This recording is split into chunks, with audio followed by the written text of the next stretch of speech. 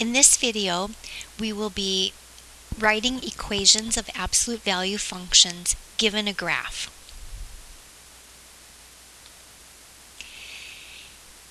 Taking a look at our first graph, when we want to write the absolute value function, what we do is we take a look at our vertex and we can put that first into our absolute value function. So our vertex is at the point -1, +3.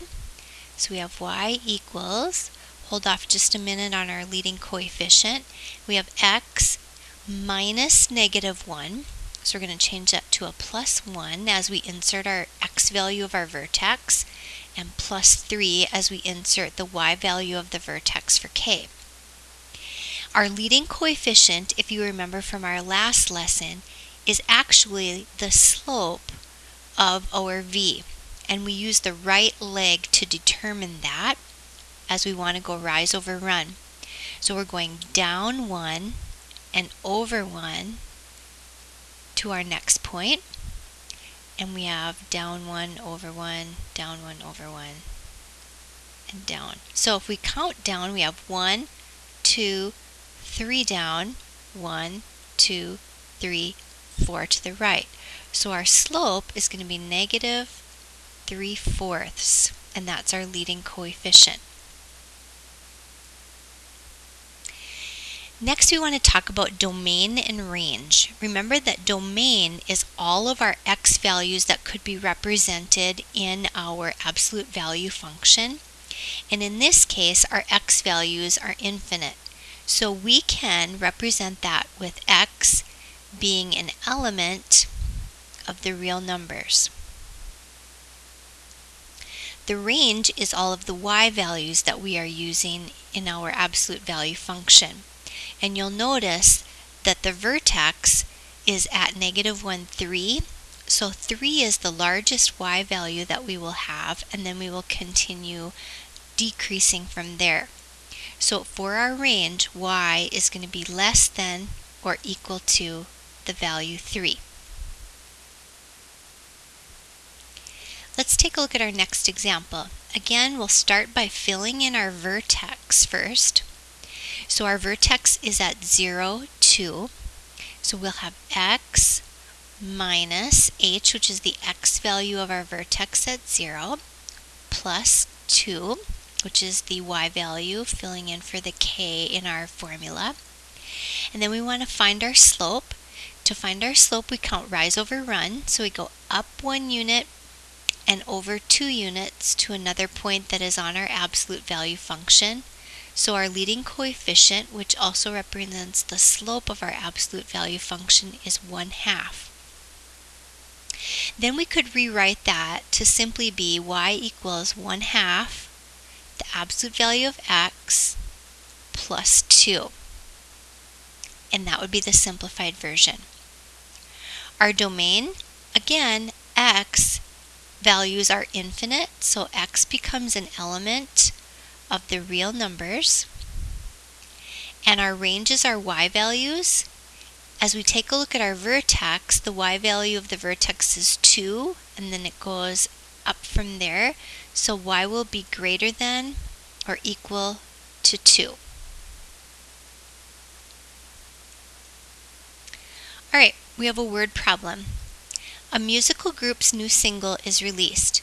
Weekly sales, S on thousands, increases steadily for a while and then decreases as given by the function S is equal to -2 times the absolute value of t minus 20 plus 40, where t is represented in the time of weeks.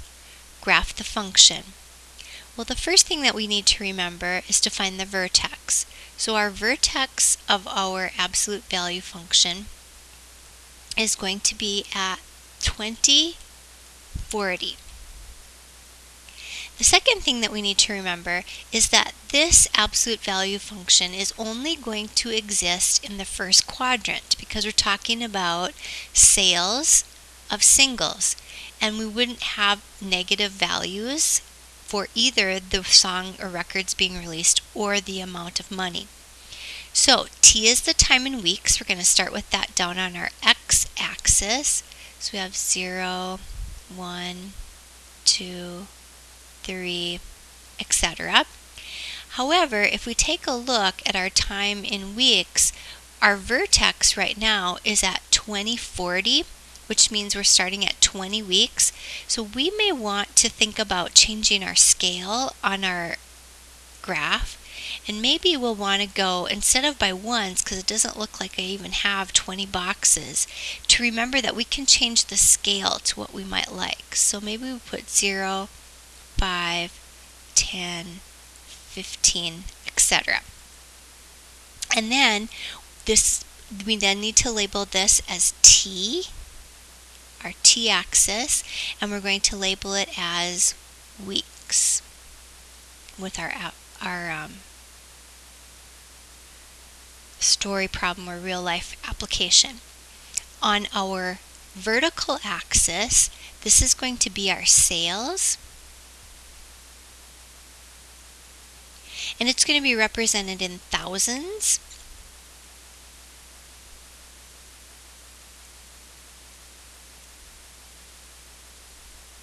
And again, we know for sure we need to go to 40, so we may not want to go by ones. So maybe I'll skip every other line and I'll go by tens, which really means I'm going by fives, but I'll just skip and label every other one. Okay, so we're going to start with finding our vertex at 2040. So we have 5, 10, 15, 20, and then 10, 20, 30, and 40 as our vertex. And our slope is -2, so we're going to go down 2 and over 1. But we will stop at the t-axis when we're coming down, because again, the negative values will not make sense in this problem, so we're only going to worry about the first quadrant. So in this case, we will not draw arrows when we're graphing this absolute value function because the negative values won't make sense. Then it says, what was the maximum number of singles sold in 1 week? Maximum means because we are opening down, it will be the vertex, and the maximum number of singles that were sold would be 40,000.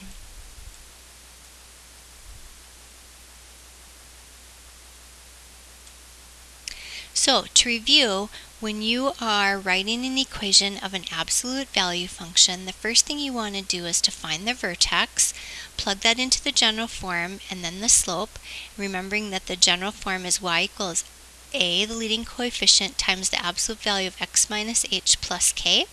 And don't forget the domain and the range. Please now complete the reflection.